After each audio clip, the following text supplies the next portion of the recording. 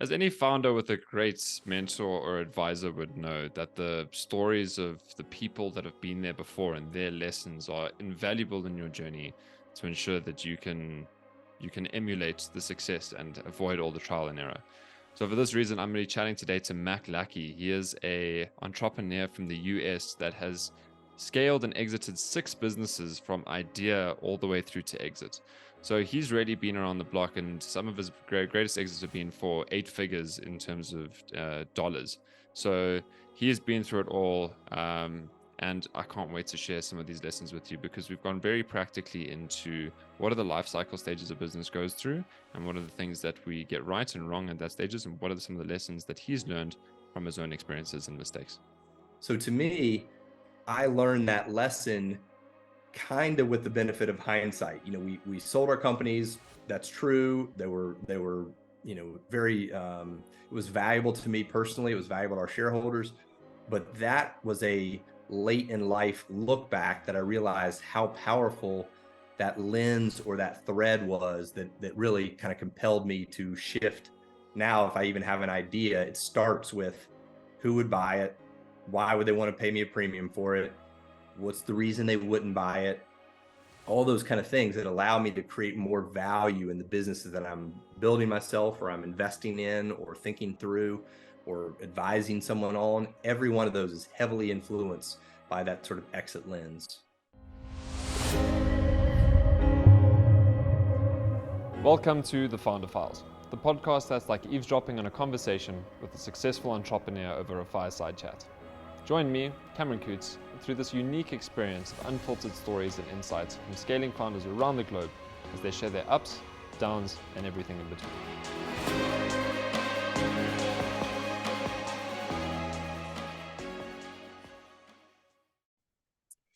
Hey, Mac. Nice to see you and welcome to the Founder Files. I've been looking forward to our conversation because you've got a very interesting story from what I've gathered in our preliminary talks, being a business owner in the US, currently in Spain as well. You own a football club. So you've really been around the block and done some exciting things in multiple geographies, cultures, countries. And I'm just really excited to hear about your own relationship with scaling, what it is that you've done and learned. But I think before we get into it, just for the sake of the audience and me, if you could just give a bit of context behind yourself and why you're the right person for me to talk to about scaling lessons. Okay. No, great. Well, thanks for having me. I'm excited about our conversation. I think the reason I'm probably the right person, given your audience of entrepreneurs that want to scale and create opportunities in their lives and their businesses, is I've been through the journey now 6 times. I took 6 companies from idea all the way through exit. All my companies were 7 and 8 figure exits. Really fortunate as an entrepreneur. I had 2 8 figure exits in my 20s. So I got a really early start in life. And if I focused on that highlight reel, we could miss one of the most important points, which is I made a million mistakes on the journey. And so I got a few things right, and I'm very thankful for that. But I made so many mistakes that at this point in my life, I'm really passionate about helping entrepreneurs and founders navigate through this process of starting, scaling, and ultimately having the option to exit. And again, I've been through it quite a few times. So I'm excited to share some of my lessons learned, good and bad. Yeah, about 6 is quite a few. And one thing I'm super curious about is just talking about those 2 8 figure exits in your 20s, which, first of all, I mean, that's a huge achievement. But it's also nice in hindsight, because one thing I love about success is it makes great stories. The great thing about mistakes is they make great lessons. And to Yes. your points, I can't wait to get into that. But the first question that I have is, often a lot of these entrepreneurs that, get success relatively early on in their life and in their career as an entrepreneur, if you can call entrepreneur a career. But they often get they take the money that they made in the exit, and they often get straight into angel investing, right? And they either immediately invest into other startups, or they get them that are beyond the concept stage, beyond the idea stage, ones that have already started potentially even generating revenue. And you're telling me that you had 6 businesses that you took all the way from idea onwards. So I just want to know just that first question around, what was it like when you had all this capital and all this money coming in from those 2 successful exits, but then the decision to go back into idea phase and not in investing? Or did you? I just want to get some further context there. Yeah, sure. No, it's a great question, and I think it's very it is very common for sure. I went from growing up in a family that was incredibly supportive and fantastic, but it wasn't, we were not wealthy. And so, like a lot of young people, my goals and dreams were all related to material things. I thought about cars and houses and things, and here I was in my mid 20s, not that far out of university, and playing soccer, which I did for a lot of my life. And I had this 8-figure exit and kind of checked off every one of those goals really early. I went out and bought the cars and the beach house and the house I wanted, and everything you could kind of materially say, I want this in my life. I went check, check, check, check. And as a lot of people will tell you, it's very true. It always comes across as trite or something, but as soon as you do that, you realize it's not that exciting. I mean, I do like nice cars, and I like to have a nice house to go home to, but the material drive changed for me really quickly. I went from, I'd like to make money so I can buy things, to I really enjoy the process of building something. And there are a lot of things that I'm passionate about in life. And so a lot of my subsequent businesses were areas of interest or passion, or something I just really wanted to work on, or a problem I really wanted to fix. And I had, the kind of the financial ability to take a lot of risk. But the other thing I would share, because I think it's very relevant, is if you looked at my 25, 26 years as an entrepreneur, the way I lived my life was very consistent. I prioritized, after my daughter was born, my first daughter, I prioritized my family above most everything else. But my net worth was pretty choppy. I made a lot of money. I lost a lot of money, lost millions and millions of dollars in the, .com bubble bursting. I put a lot of my wealth in my next business, so I went through these very choppy periods where it wasn't like I never had to work again. There were periods where my, net worth was 8 figures, and there were periods when my net worth was 6 figures, and I wasn't sure I was going to make it a couple more months, and meanwhile, I was still going home for dinner every night at 5 and traveling the world with my family and taking a lot of risks. So it's been a really interesting journey for me, deciding, to your original point, to like stay in the game as an entrepreneur versus just take my chips off the table, invest, and kind of, shift gears. I really never did that. That's fascinating to hear. And I also love that regardless of the turbulence of your financial situation, the stress that must have come, you had these foundations of your lifestyle and your relationships that are so critical in terms of meaning and connection. And they're the fundamentals that a lot of entrepreneurs get wrong, actually. And then they get these success, get these exits, and have these massive identity crises, and they like don't know who they are or what's important to them. But you realize that you probably had one of those really early, because you bought all the beach house and like, oh my god, who am I now? What's important to me? What's next? Right. And like I said, I still really want to get into some of your practical stories, but there's a thought that just came up for me that I haven't really considered before. But in that situation that you had when scaling that first business to and exiting for 8 figures, then afterwards that realization of you just really love the journey. How did your relationship with stress change as an entrepreneur with that complete shift in like values and worldview and what was important? Oh, that's a fantastic question. I think entrepreneurs, by the very nature of people that take the risk to start companies and leave steady incomes and the variety of things that we choose to do to become entrepreneurs, I think there's definitely a risk tolerance that's, slightly different than the average citizen. But at the same time, for me, I really have looked at, certainly I'm sure after that first business, it's hard to remember, it was a long time ago. I just really looked at, there's no such thing as failure. We're going to make mistakes. I'm going to lose money. My businesses are either going to go under or be at risk of going under. But what I can't do is not learn from those experiences immediately in a practical, actionable way. And so I looked at a lot of the things in my early journey as lessons. I learned some hard lessons that cost me money, created a lot of stress, and those are things that I said, okay, well, I learned that the hard way. I don't want to do it again. I have to be smart enough to fix the problem. And every sort of step along the journey, I kept trying to apply those lessons learned to the point where, my last exit, which I sold my last company back in 2018, it was really so optimized for me personally. I had designed the business so much around the way I wanted to spend time, where I wanted to spend time, who I wanted to work with, how I wanted to have my family integrated into my business. All those things were so optimized because I just kept reapplying the lessons learned. So it didn't really feel like a ton of risk to me. I mean, again, could have gone under. I certainly could have gone bankrupt multiple times because I was, as a lot of people say, risk on. I would take net worth and wealth and say, I'm just going to, pile it into my next venture. But I always felt like the worst case scenario is I'm fine. I'll be fine. My family will be fine. We'll be able to start something else and I will have learned something really valuable. And with that mindset, it really kept a lot of the catastrophic stress at bay.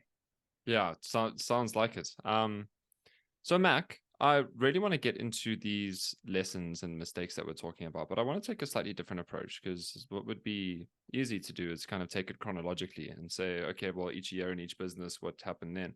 I'd rather like to view it in the life cycle stages and life cycle flow of a business, right? So I want to go into when it's an idea phase, to startup, to like profitable, to scale, to maturation, to exit, like, and however you want to define those scale stages, up to you. I know that everyone's got their own approaches. But yeah, if you're happy with that, then can we start there? And from your lessons, Absolutely. and then maybe there's some of these practical examples from all these businesses, is just what are some of the biggest mistakes that you made right at idea and conception phase? That you Yeah, learn from. I love that framework, and because I think there are relevant things at every stage that need to be considered, or in my case at least, things I got right or things that I certainly did wrong. And one of those at the idea phase that I'm still guilty of to today is I get excited about an idea, and I have two things that I always have to do when I have a new idea, because I used to say I'm plagued by ideas. I have more ideas than time. But I have an idea, I get excited about it. I have to do two things. One is I have to give myself typically 48 hours to try to kill the idea, like convince myself why it won't work, where's the problem, where's the fatal flaw, where's the issue that I'm missing, because there's got to be something. And I try to talk myself out of it. And I would say well over 90% of the time, between me and a few of my kind of trusted, friends in my network, I can talk myself out of just about anything. I can tell you why it won't work. If I can make it for 48 hours, really trying to stress test an idea, and I can't kill it, or I can convince myself that I can overcome whatever those challenges or hurdles are, then it becomes interesting for me to pursue. But the other thing that I have to do, again, personally, is I have to ask myself, if it worked, is it worth it? And what I mean by that is, I get excited, I'm in Barcelona now, and I, naturally walk around going, why is there not a great microbrewery in Barcelona? Why do they just have normal beer, that everything's a cerveza, one beer on draft? Why do they not have a great microbrewery?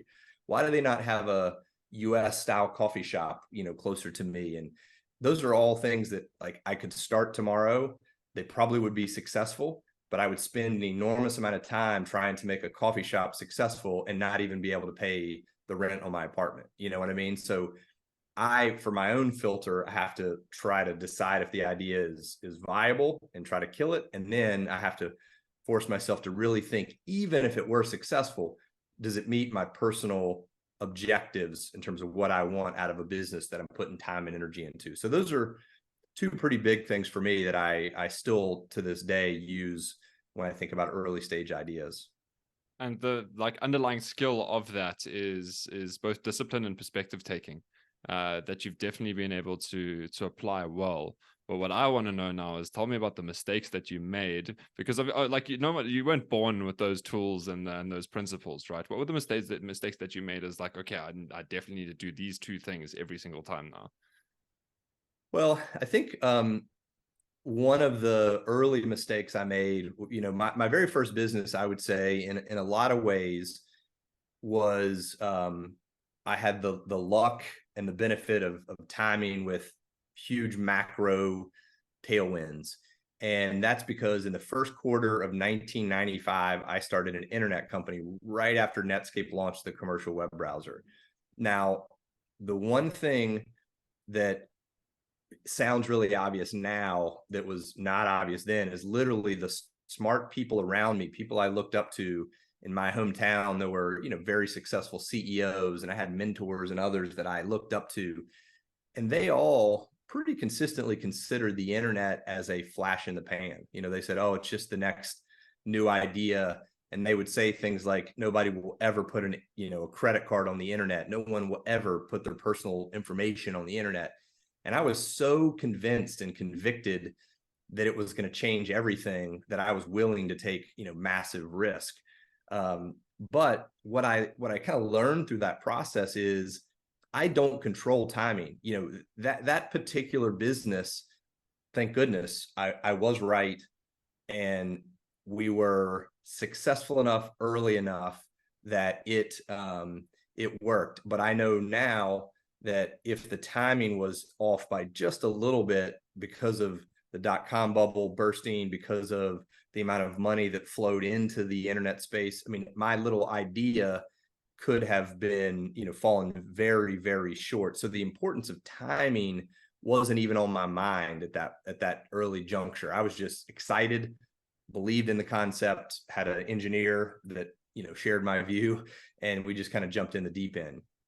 But over the years, thinking about those early ideas and having to really say, and how does the timing work on this? And what if, and I ask what if every day of my life, what if this happened? What if someone else raised $10 million in venture capital and I have my little self-funded thing over here? Or what if this big Fortune 500 company decided to enter the space I'm in, and the more disciplined I got about asking those questions, the more easily I could identify it doesn't matter. I can still make it work, or yeah, that's a death blow. I really need to think about this. And so I just sort of, practiced that a lot when I was, kind of early in the journey. I love that, because a hallmark of a lot of good entrepreneurs is that they go against conventional wisdom and what other people are telling them is right, even if these are incredibly competent and capable Correct. people. And what I really enjoyed about what you said is that one of the best principles and approaches to risk management, when it is that when you're going against the grain, when you're doing something that everyone's like, no, this is a flash in the pan, not going to work, is timing. Right? Is this the right timing? And is like, and what's going to happen from that? And it's a big thing that we don't consider. And just that as a principle, like, makes me immediately zoom out and think macro and think politically and socially, what all the things going on. That almost forces you straight into a pestle analysis, because you're just thinking timing. Yeah. But yeah, without going, without veering off into the strategy consulting world, how would you define the next stage after now concept and idea? I would say it's almost viability. It's going from idea to a business that is generating, it's early revenue, and ideally it is generating some profits, because once you get to the point where customers are buying what you're selling, you have, not a customer that is your mom or your next door neighbor. They're true, target customers, and you're starting to check some of those early boxes. It's really a product market fit. You're kind of validating the idea, and so you're trying to get to this: can it survive as a business? Maybe it's not big, maybe it's not incredibly successful, but is it survivable? And so going from idea to viability is probably the way I would sort of think about it. Yeah, I like that term because depending on the nature of your business model, like someone could argue that product market fit is even a step beyond that. But there's a certain point where it's like this is definitely viable or not, and that's almost like a base camp on the on the journey before one scales. But let's take that process now from concept through to viability. Again, what are the mistakes and lessons that you made?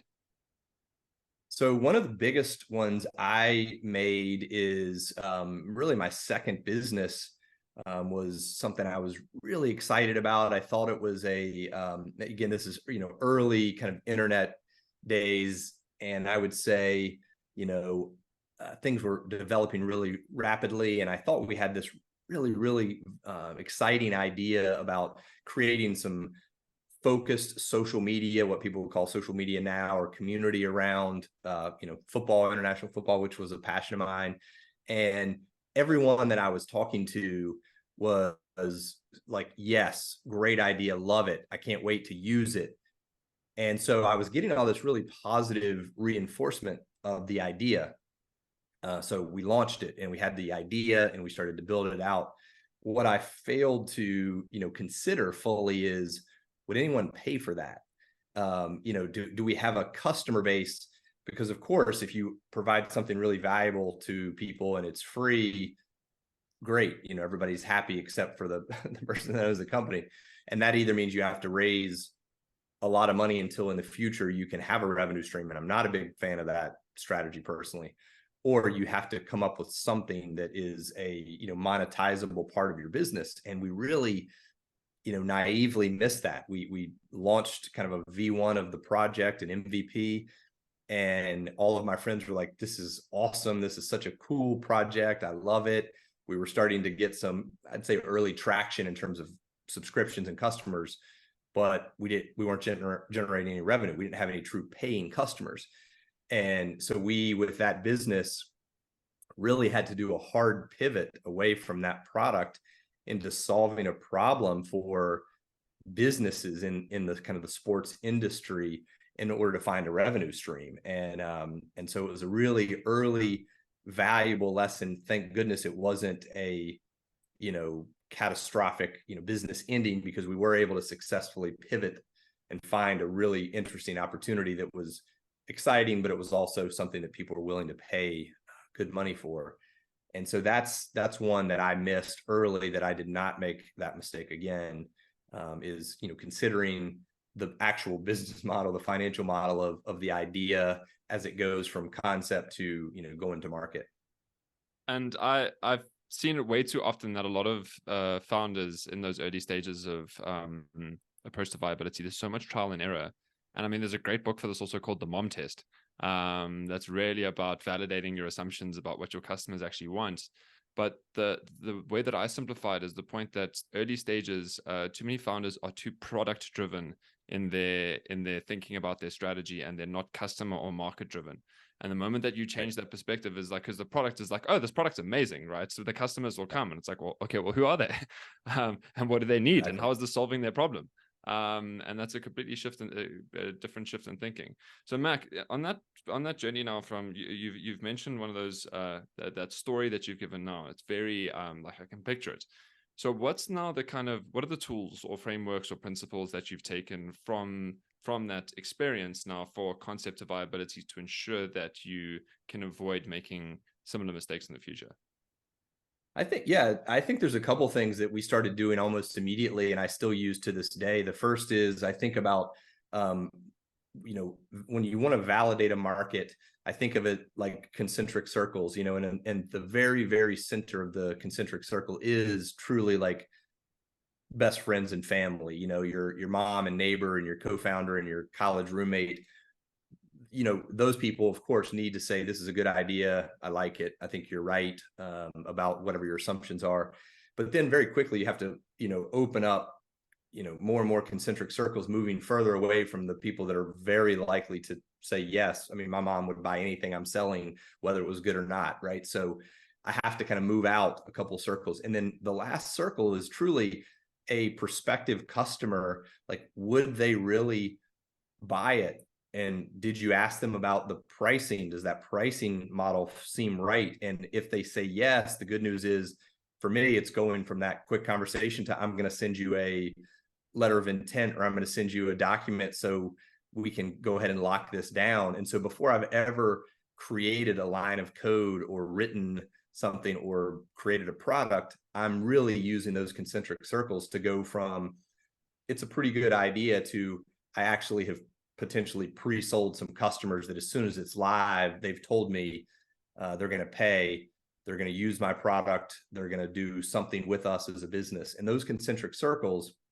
visually, I used to always draw it on, the whiteboard or notebook paper, because it helped me think about what are the steps I need to go through, because what I would tell my, next door neighbor is clearly easy over a coffee, where I have to pitch a customer might be presentations or demos or something. And so as I think about, opening up the concentric circles, I know what the steps are, but I never get too far away. If I don't get something validated, I don't take another step, right? It's either fix the problem and then try to revalidate, or the idea is not right, because ultimately I can't get out past a circle or two. So that's been a really consistent one that works well for me. Yeah, that's very useful. And I've got this half-cooked concept that just came to my mind now about this relationship between trust and value. And the point is the fact that if there's very high trust, you don't need a significant proof of value. But if there's very low trust, you need a very high proof of value. And you've almost got this inverse relationship as you're going out with those concentric circles. Exactly. And that's a very good way to look at it in terms of viability, is once you know that the value is clear enough that a complete stranger that is your target customer can trust your brand and your company with the value that you are promising, then you know you're onto something. All right, so we've got concept, we've got viability. What's next? I think the big category is scaling. Once you've got something that's working, you have 3 customers, now you want 30. You have, 3 employees, now you want 13. It's like turning up the volume on what's working, because that's where, you're talk about stress testing, as you go from idea to viability. A lot of companies and founders and entrepreneurs hit a pretty early glass ceiling. They hit their head and realize, like, well, I sold the first 2 customers because they're the obvious ones, or I had a, mutual friendship, or, something made it a little bit easier. And going from those 2 or 3 to the next 10 or 20 or 50 is a different process, different skill set, different employees. And so turning up the volume is, I would say, really the biggest category, scale. And as I'm sure you talk to your audience and customers about a lot, I mean, the numbers are really shocking and kind of eye-opening if you look at how few companies on earth ever make it over $1 million in revenue, and how, like, incredibly few make it over 10 million in revenue. And so it's like a cold, water to the face or a punch in the nose when you sit down with an early stage entrepreneur and they've got a great idea and they validated it, and they're, in their mind, they're growing month over month, and they're at 600,000 in revenue or something. And you're sort of looking at them going, yeah, getting to 2, is a whole different world, much less getting to 10 or 20 or 50 or 100. And so that scale to me is a very big category for most companies, but it is the next one in my mind. Yeah, 100%. And I love the point of the glass ceiling. And I found that it's often, for some reason, around the 20-person mark, is that you can get these founders that can take it up to that point. But then after that, it's this event horizon of, I'm not really sure what to do from here.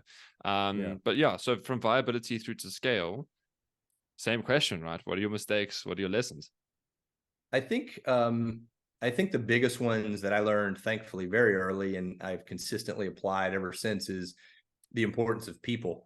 It's almost it's rare, unless you're a solopreneur, and I'm sure there are outlier examples, but it's very rare that the success of a business isn't directly correlated or linked to the people working on the business. And a lot of times what happens with entrepreneurs is we get started, the people we hire tend to be friends or people we know, because that's who's willing to, to your trust point, they trust us, they're willing to take risk.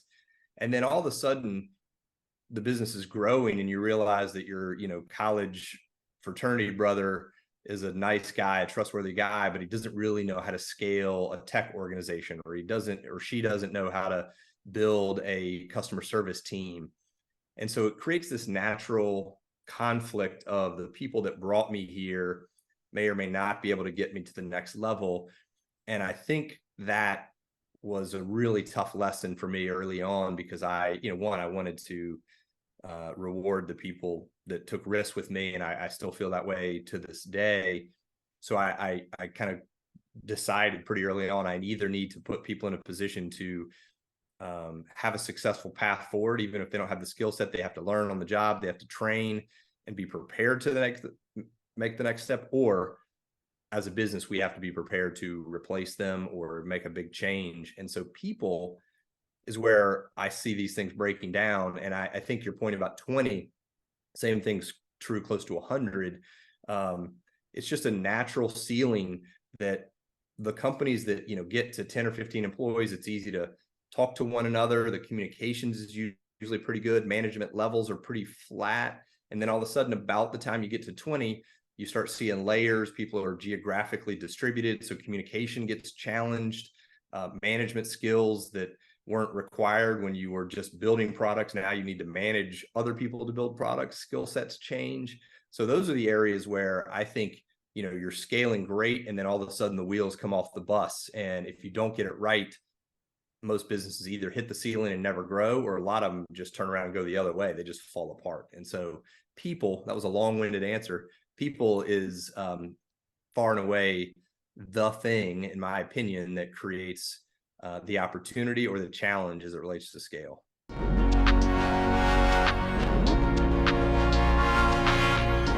This podcast is brought to you by Metavolve, for founders who are committed to scaling their business, but are tired of wearing 12 different hats.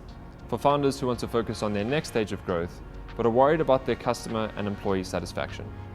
Metavolve helps you build the structures, systems, and management team that you need to elevate yourself out of operations.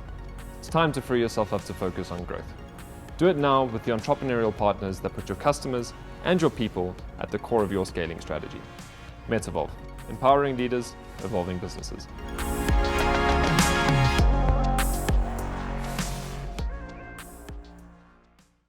And so I want to get more specific in this, because this is really the meat of what, Metavolve, the Founder Files, is really all about.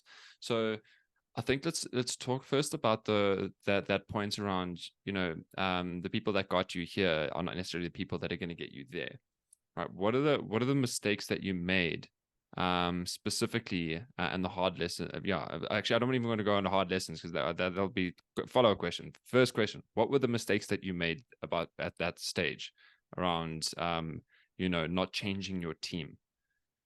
I think the biggest are, thinking skills or skill sets are transferable. If someone is high morals, high ethics, works hard, committed, all the things that you value in a human, and they were, helping you when you're starting your business and getting, to viability, and all of a sudden you realize you need to, let's say, build a technology organization, and you look around and you say, okay, well, this, employee or teammate of mine is the person that has been with me the longest. They have a little bit of a tech knowledge set. They helped us build our MVP. I'm going to put them in charge of the tech organization. And the minute you do that, it's effectively rolling the dice. And I don't even think it's a fair roll. I mean, it's really like, 10% chance probably that they can quickly evolve from a general skill set to a very specific skill set that you need, which is technology management. And, training for that is not fast. Learning on the job is not fast and is dangerous. And so all of a sudden you've put that person in a position to fail themselves and the business. And so, I think I made that mistake a few times by just trying to look at my team and saying, hardworking, talented, committed people, I'll give this person technology, I'll give this person customer service, I'll give this person product, and they'll figure it out. And the reality is, the way we should be hiring people and putting people in jobs is we should be hiring people that have already been where we're trying to go, ideally more than one time. And so if you're trying to build a $10 million revenue tech business, maybe a SaaS company, the VP of engineering or the VP of product probably needs to have come from a 10 or $20 million SaaS business that has already done that. Otherwise, you're rolling the dice on how they can even figure it out. And so I learned that the hard way, a few times. My team, co-founders in particular, were so talented and they're willing to do anything, just like I was, to figure it out. And they made the commitments to transition and became great. But it's rare. So I think, it's just kind of one of those hard lessons that we need to look in the mirror and say, like, am I ready to figure that out? Or can I pre-anticipate it far enough in advance that I can have those conversations that, need to be had, so that 6 months from now, the person is ready for that role that we think they're going to be in or need to be in, or that we're going to have to make a transition and figure out how do we professionally transition, within the organization or somewhere else. And so that's, I did that wrong many times. Yeah, and I can 100% see why, because it is this psychological contract as a person, is to reward and reciprocate loyalty, right? And the point is like, you've been so loyal, you've taken on so much risk and so much extra time and commitment to get the point to where it is now. And this is the hardest part. And like the contract needs to change. And the point is, it's the fact that we need to start valuing competence over loyalty. Which is such a tough, like, moral and ethical dilemma to really navigate, but is necessary for the viability of the business.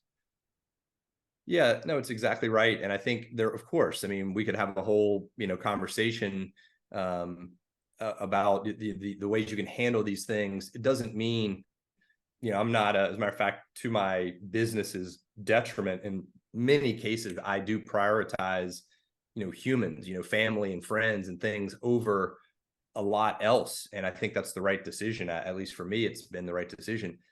And so there are some times where I say, okay, well, the economic decision or the pure business decision is fire that person as quickly as possible, move on, hire the right person. And, from a business perspective, that's the right thing to do. Practically speaking, what I've done more often than not is start the conversation really early, have the dialogue with the person. What's their vision within the organization? Because sometimes they'll say, I want to run the tech, and it's easy at that point, if it's a year away or 6 months away, to say, great, I'd love for you to run it too. You're not ready. Let's work together. Let's create a plan so that you could be in a position where we don't have to go outside. We could let you run it, but the gap between where we are and where we need to be is significant. So if you want to do it, let's make it happen. Or, someone may say, I don't know that I have the skill set to go to the next level, but I'm really excited about the business. Great. Let's talk about what that means. How could we make this a win-win? So, there's so many ways that you can manage through that, but, path of least resistance is to wait until you need that person. And then you have the really tough, like, the person in place is not the right one. I got to go find someone new. I have to probably let someone go that I didn't give much of a heads up to. So the more we can pre-anticipate these things, the more we can mitigate the risk of something bad happening. Yeah, and I really like that, because what's given me as almost a, call it a framework, a reminder, mindset, tool, etc., is that a lot of founders, myself included, we think about hiring in terms of, can you do the job now, and do you have the potential to take it to where it needs to be, instead of, are you competent to work in that role when the business is there, and then can you help us get there? And like, obviously, to say it that simply out loud, it's a bit of a no-brainer who you should be choosing, but many people really struggle to do the latter. Well, and I won't take credit for, I heard someone say it at an event a number of years ago, and I mentioned it, just a few months ago here. The perfect hire is someone that's already been where you're trying to go, and ideally more than once. And the second part of that, the ideally more than once, is potentially even more important, because it is not uncommon at all when you have a successful company to look at the team and say, this person was the VP of sales or the VP of marketing or the head of customer relations, whatever their role was, at a company that went for, to 50 or $100 million, it may have had absolutely nothing to do with them. What made that company successful was other factors, and they have the resume of, I was there when it happened, but they weren't the reason it happened. They didn't actually personally do the right things. And so the more than once, and I think even for me as an entrepreneur, you asked the question early on, why did I not just kind of shift into pure angel investing or some other things? I think there was another part of me that was like, was that luck? I felt very fortunate. The timing was good.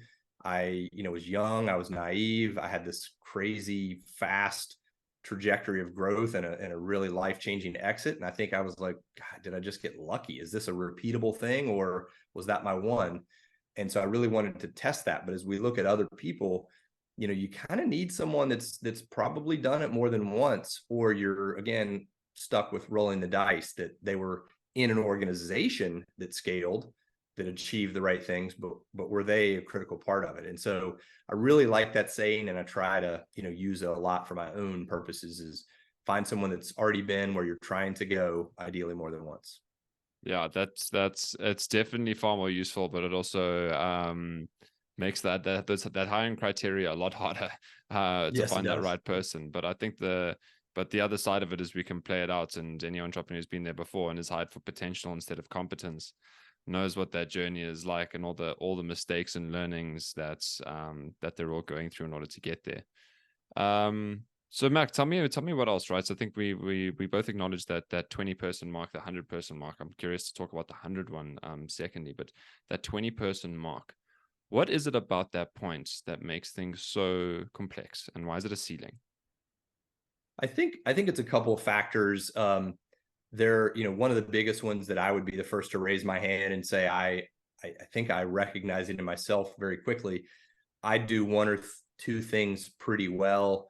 And outside of that, I'm average at best. And probably suboptimal in many things. And what that means in a early stage high growth company is, if I'm focused on the things that I do incredibly well, then I'm in the right role. My contribution to the business is going to be really high.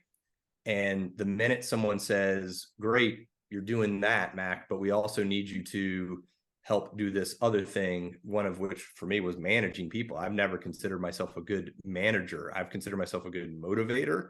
I think I have good vision and strategy, but day-to-day operationally managing people is not a strength of mine. And so if I found myself in a company where, as we were growing, one of the things that was growing on my personal plate was managing other people, I could feel it and see it. It's not going to scale. I know myself. I know that will break.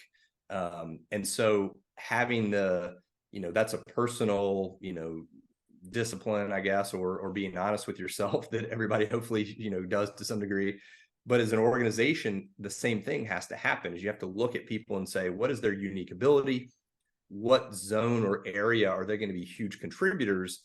And the other things we have to get off their plate, because if we don't, it's going to drag the business. It's going to prevent us from scaling. And so I think when you get about 20 people is about the point where people are wearing multiple hats. People that have hung along in the business for a while tend to be doing things that they're probably not best suited at anymore. Natural early stage company systems that, maybe you were using, a very simple accounting system, a very, simple inventory or e-commerce or CRM, whatever it is, those things start to kind of tap out. And so now not only do you say, okay, we have to go from this tool to a bigger tool, we have to migrate the data, reconnect everything, rethink processes, rethink SOPs. How do we work? How do we onboard people? There's a level of complexity that gets added that if you've never been through it before, it's brutal. It's just brutal. And so for whatever reason, 20 seems to be about the time in terms of humans when you hit it. Another one, I think there's a revenue number that's often correlated. It's close to 10 million. It's like the things that you can do to get to 10 million if your business is really working and it's viable and you've got good customers and you're solving a real problem. You can get to 10 million just kind of like blocking and tackling your way through it. And grinding, and then all of a sudden trying to get above 10 million and consistently keeping customers happy and delivering on time and all the things that make a business really great, those things are really challenging. And so that's I don't know, some of the things that I've experienced that seem to, derail a business at those levels.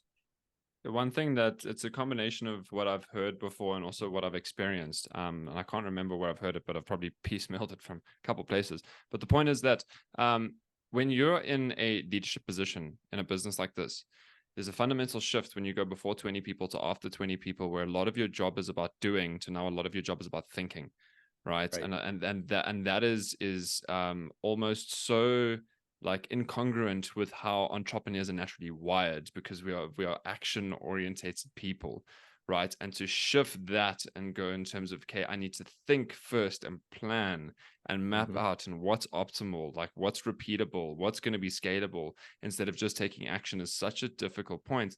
And I see so many entrepreneurs and founders like falling back into the same trap of when chaos comes, or like there's a fire that you need to put out, or suddenly demand increases, and they've got this bit of room where they're working on the business and they're doing the thinking, and now they immediately fall back to their old habits. And instead of taking people along, they're training and upskilling or building processes, etc., they just go in and do everything themselves. And then 6 months later, and they're like, why is nothing changing? It's like, well, because you've gone back 3 steps to where you were when you were 5 people. So true. I mean, the one of the reasons, I'm sure we'll talk about one of the final stages that where I spend a lot of my time is on the exit part of the journey.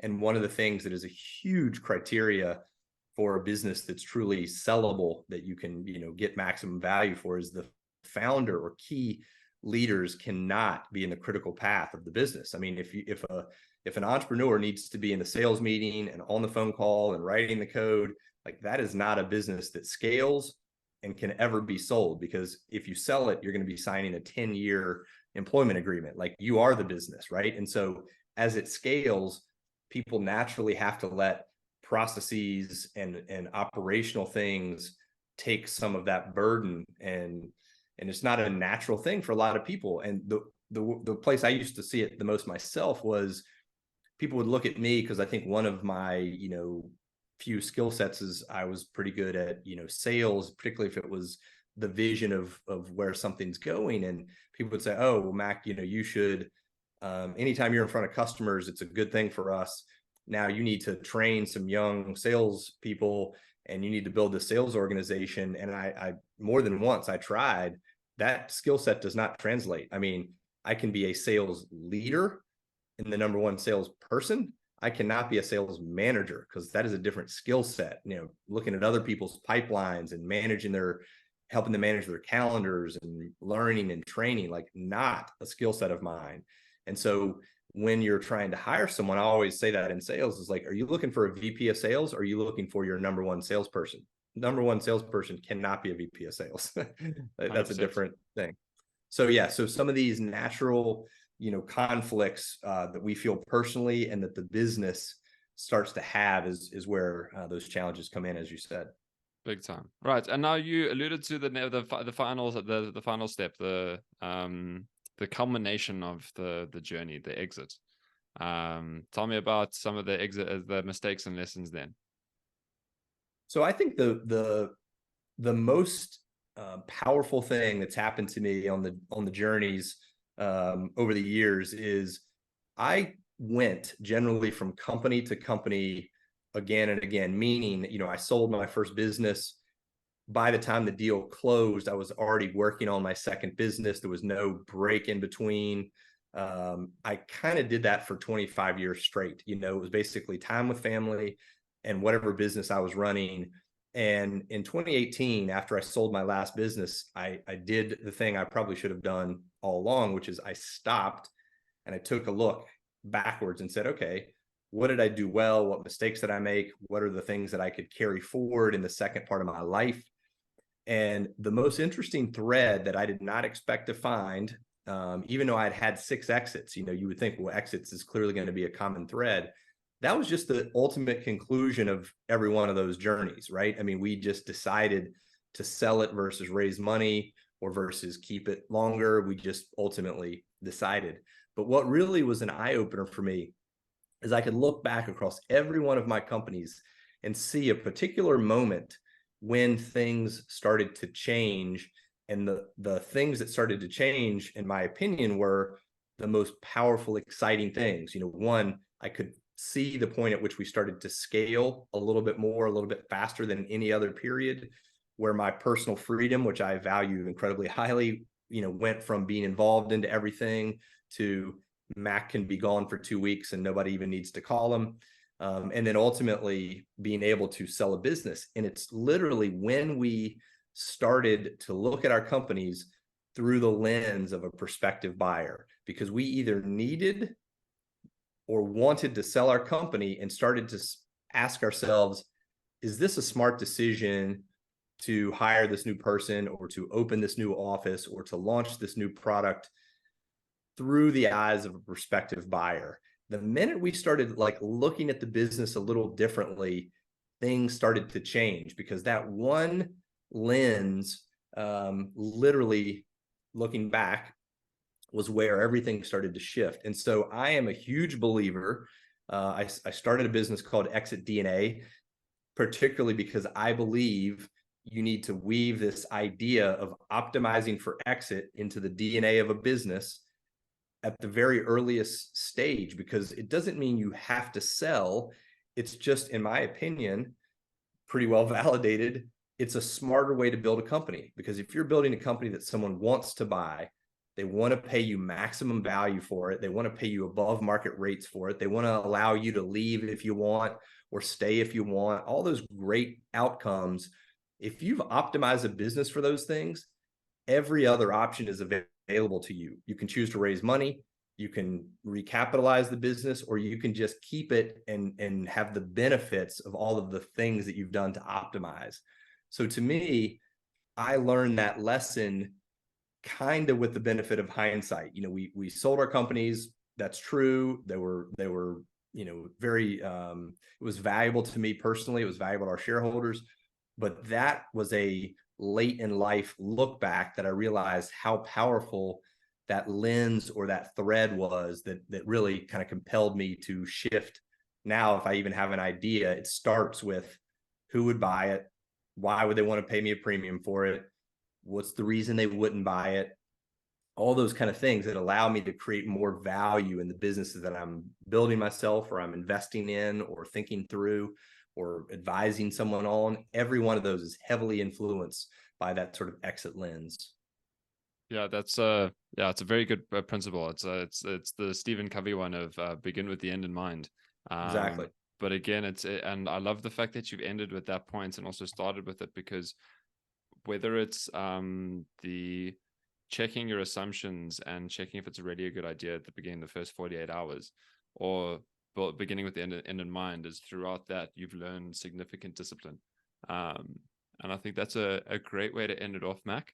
I just have one more question for you, and that's, what is the one question that I haven't asked you that I should have asked you that you'd like to answer now? That's a good question. So, I think your framework is so good, asking about kind of the mistakes and the lessons learned, because I think that's what we all have to do as entrepreneurs.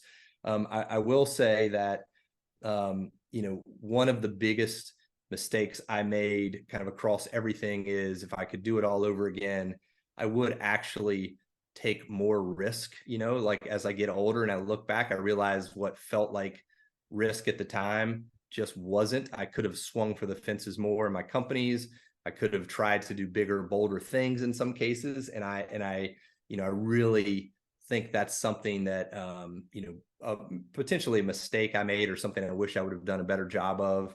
But I certainly would encourage other earlier or younger entrepreneurs to consider kind of the size and scope of their vision and dreams, because it's, there really is no failure if you're learning and you're having fun on the journey. So that's probably the one thing I would say.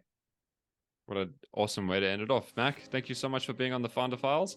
Can't wait to see what you do with Exit DNA, and can't wait to follow how you help more entrepreneurs scale. Thanks for being on the podcast.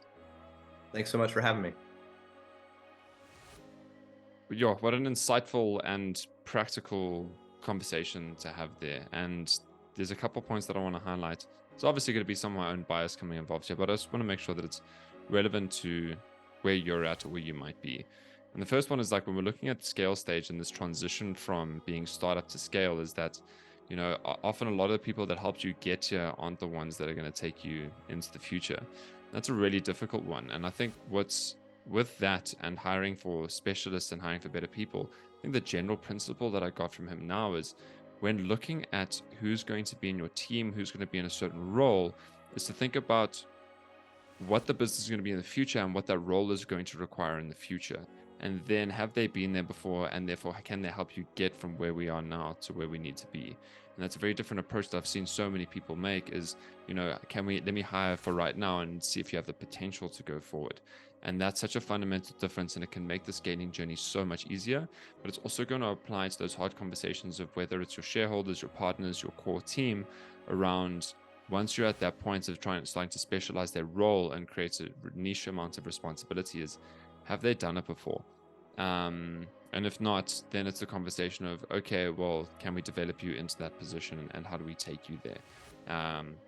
So that was a massive lesson that I found incredibly useful.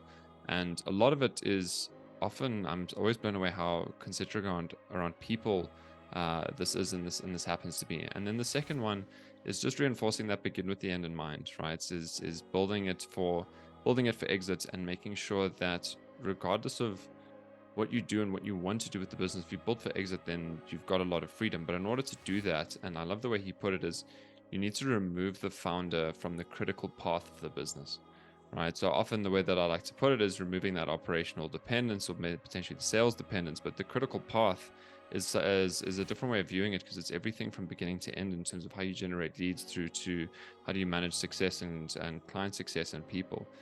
And if you can think about those principles to begin with, it's going to bring in a lot of discipline, and it already brings the focus of working on the business rather than in it.